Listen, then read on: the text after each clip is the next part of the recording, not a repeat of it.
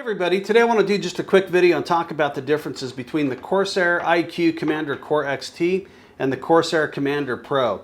So when I first saw the Core XT, I was kind of wondering to myself, what is this thing for? What does this device do that the Commander Pro doesn't do? Because kind of on the surface it looks like it's basically the same device.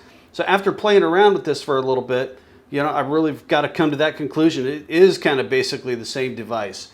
But there are some distinct advantages over the Core XT over the Commander Pro, and vice versa. The Commander Pro has a couple of advantages over the Core XT. So I just wanted to go over real quick what the differences were for you, help you out kind of, because I was kind of confused as to what they were. So let's go through some of the main differences of these two devices. Let's just go through each point. They both make a SATA power connection.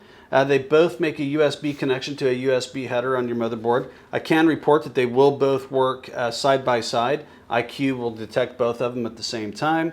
So one of the first differences comes from, though, is the USB cable itself. Even though this makes a USB connection, it has a pigtail, which is the expansion port on this. And it only has one, and only one, even though both sets of pins are here, only one of them is cabled up.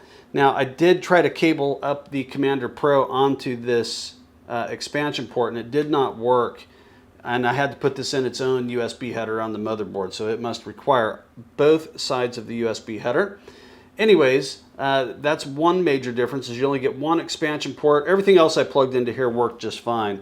Whereas the Commander Pro has two built-in USB expansion ports, just like on your motherboard, just two additional USB headers. And so, again, now I'll preface this by saying that all of these differences, you will have to be the judge as to whether these are pluses or minuses in your book. These are just the differences on them. Let's talk about temperature probes for just a second. Now, I don't know how many of you actually use these temperature probes. If you use them, let me know in the comments below. Let me know that you use them, and what do you use them for? What use cases have you found them to be valuable? The key difference here is that the Commander Pro has 4 of these, and the Core XT only has 2. Anyways, on both devices, all of the ports work good. The probes seem to be sensitive and responsive. I've had no issues with it. Let's talk about the PWM fan connections. So they both have 6, and they're both 4-pin PWM connectors. Both of them will accept a 3-pin DC controlled fan. The Core XT does not do any speed control on the DC fans. Now let's talk about the RGB hub on the Core XT, because this really, in my opinion, is the key difference here, and one of the definite advantages of the Core XT. I really like this feature here. So the Commander Pro has no RGB hub at all built into it for fans. It has 2 LED ports, which we'll get to in just a second. Now this RGB hub kind of takes the place, if you've ever bought a fan kit, previously it came with like the Lighting Node Pro and the 6-port RGB hub.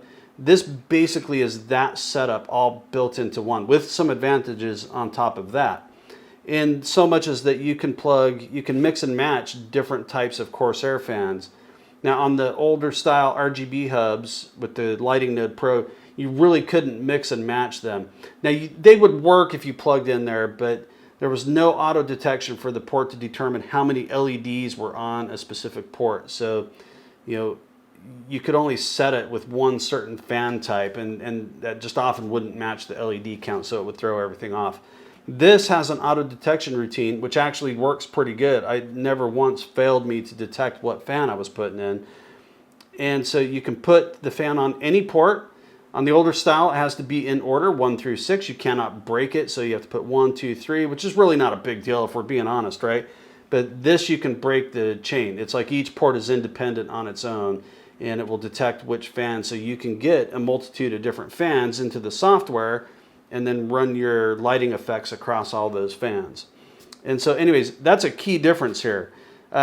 These LED ports on the Commander Pro are designed for LED strips or for those 6-port RGB hubs. If you're just going to use the hub, you can just omit the Lighting Node Pro. That was really kind of a controller. But anyway, so for the Commander Pro, to do the fans, the RGB lighting for the fans, you had to use the RGB hub to get it in here. So it was another device that sits outside of this, whereas the Core XT does not have that. So I would say, for more standard mainstream setups, the Core XT is probably going to be the better device to go with.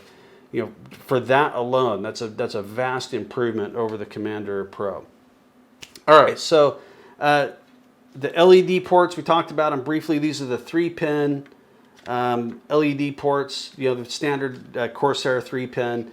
Again, you can put strips into these, you know, the RGB hubs and other expansion devices, anything that takes that Corsair 3-pin. The Core XT only has one of those as opposed to two. Again, you know, you do get kind of the whole RGB hub thing going there, so you really maybe only need one. I did plug in the old style RGB hub into this to put more than 6 fans, and it works just fine. Of course, at that point, you got to find PWM connectors for those, and you could you know, plug into a splitter or something like here, you know, taking into account whatever power considerations you might have. You know, you'd be limited as to how much you want to put on each port. But you could put that hub here. It worked just fine. It was able to see it in Corsair IQ and worked just fine. This also has an ID port, but as I'm filming this video, I really have no clue what that's for. The website that I can see this on just shows it's for future use only, and the instructions just say it's for supported Corsair devices, which I'm not aware of any that use it. It is just kind of a 4-pin JST type connector, so I don't know what it's for. If you happen to know, leave that in the comments below. And you know, if you're watching this video in the future, it may be obvious by then what we're going to do with it. So that's really the main differences in these two devices. They both essentially kind of do the same thing. They just achieve it in a little bit different ways. And the Commander Pro, you're going to have to add a piece of hardware to get, you know, your fan RGB in there. And anyway, so I think from that standpoint, again, you know, for just more basic, I won't even say basic, for just mainstream builds, you know, that don't have any real crazy requirements. If you're doing 12 fans, you know, but even then you can stick in an RGB hub on this. So in a lot of ways, this is kind of a better device. But if you have the need for the temperature probes, the onboard USB ports, the Commander Pro might be a more appropriate device for you. So at this point, I'm not sure if the Core XT is intended to replace the Commander Pro. I don't know if Corsair is planning on discontinuing this. Somebody else might know. If you happen to know, put it in the description below.